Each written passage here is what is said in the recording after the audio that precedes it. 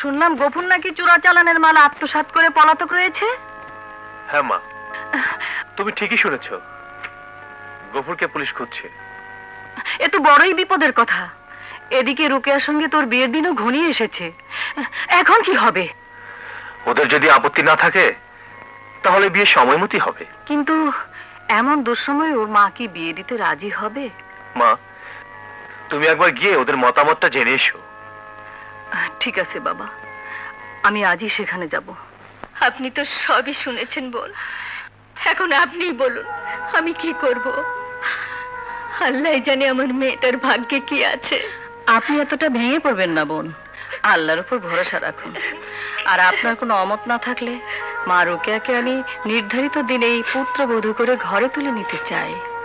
কিন্তু এই অবস্থায় বিপদ আপদ তো বলে কই আসে না। তাছাড়া একদিন না একদিন রোকেয়াকে পরের ঘরে যেতেই হবে। তাই বলছি, শুভ কাজে বিলম্ব না করে বিয়েটা সময় মতো হয়ে যাওয়াই ভালো। আপনি আর অমত করবেন না বোন। মা হয়ে আমি সন্তানের অমঙ্গল চাইতে পারি না বোন। আপনারা যা ভালো মনে করেন তাই করুন। তাহলে ওই কথাই রইল, আমি বিজুকে সব ব্যবস্থা করে ফেলতে বলি। আসি। মা, ভাইয়াদের এখন দুঃসময়। এই সময় তুমি আমার বিয়ের দিন ঠিক করে ফেললে। আর ভাইয়াদের ছাড়া আমি বিয়ে করব এটা তুমি ভাবলে কি করে মা?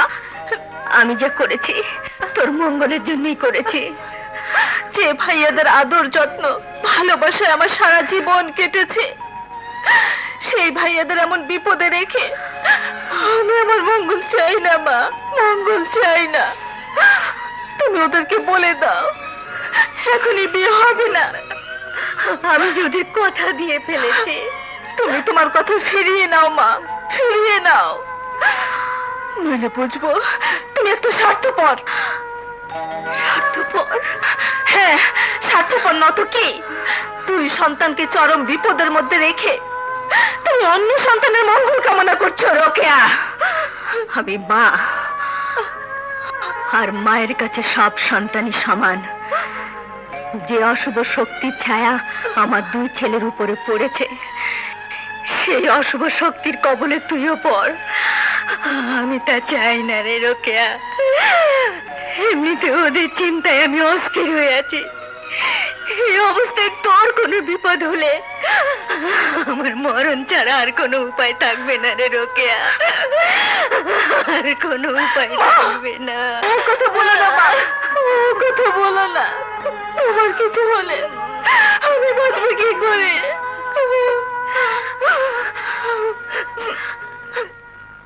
মা,